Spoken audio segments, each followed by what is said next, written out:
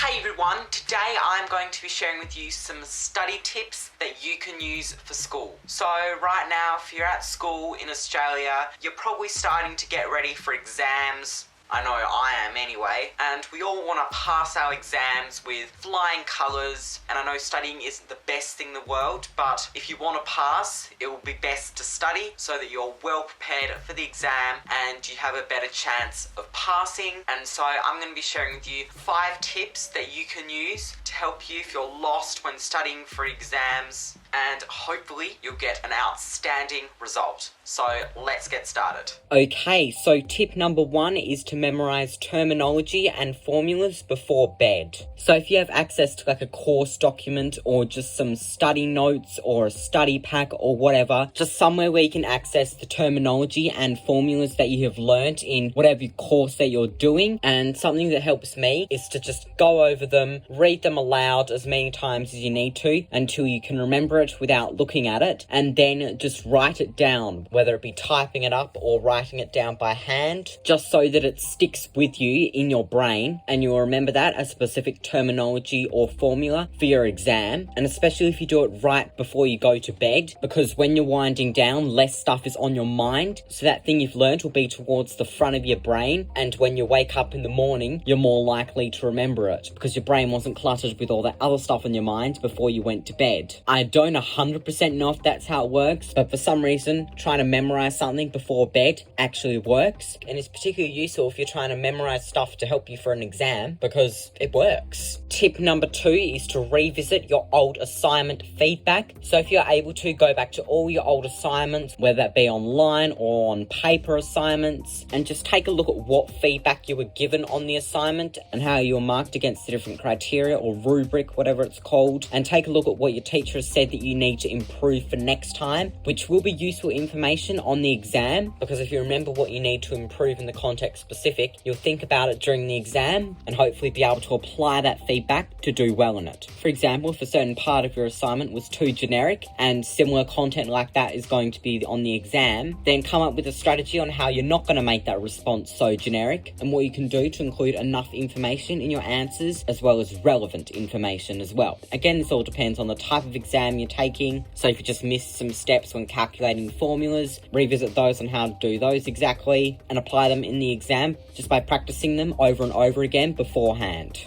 Tip number 3 is to undertake past practice exams, and how we have it here is that some of the past exams are on the course website that are available to practice. So have a go at doing some practice exams, because they really do help in preparation for how the exam is structured and what kind of responses people are looking for. And on the course website there's also an assessment report, so if you just have a look at that after you've done some responses and see how you can improve your responses for next time. So almost treat the practice exams as the real exams and how you would answer those questions on the day. And if you find that your responses are not up to the course satisfaction, then just go ahead and view the assessment report or marking guide if you have access to it to see what the markers are looking for. And don't be afraid to ask your teacher as well. They'll be there to support you. That's what their job is. Or just anyone else who has experience with that course. Just make sure that you've practiced, and as the saying goes, practice makes perfect. So just keep on top of those practice exams and prep material.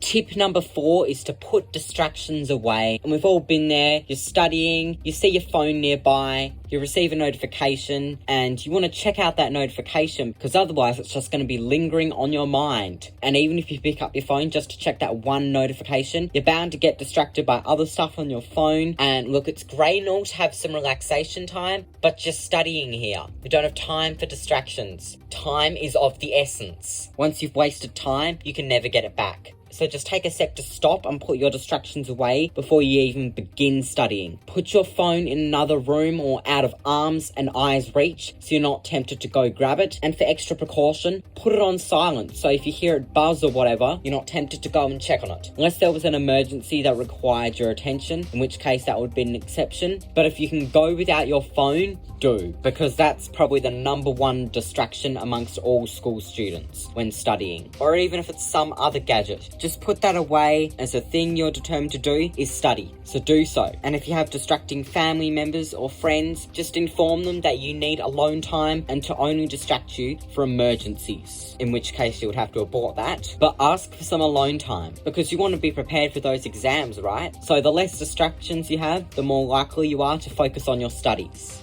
And tip number 5 is to schedule a study time and take breaks. So studying's obviously not the most exciting thing in the world, but you should at least set aside some time to do some studying, and this ensures that you have a nice balance between your study life and your social life. So if your friends are wanting to do some activities with you on a particular day, that's fine and all. Keep a note of the time and day you're doing that. In fact, plan out all your days leading up to the exams, and if you have any free moments, schedule some study time in them. And they don't need to be massive blocks either, because another important aspect of studying is to take breaks so you don't overwork yourself and so that you come back feeling refreshed. So if you have a set study and break time, you're more likely to stick to it, especially in short blocks, say 25 to 30 minutes at a time. You see, every 25 to 30 minutes after studying, take a break to get some water and move around to refresh your mind and to not overwhelm yourself, and then come back and do another 25 to 30 minutes, and then the cycle repeats until you're satisfied with how much studying you want to do, whether that be an hour, 2 hours, or even just a few minutes here and there. Whatever works for you, just schedule some time to get some studying done. That way you don't make other plans on top of it, and you also don't have to undertake massive blocks of studying at a time. So that is it for these school study tips that you can use when preparing for your exams. I hope these helped you, and I hope you'll use them wherever you are in the world, whenever your exams are. And I wish all of you the best of luck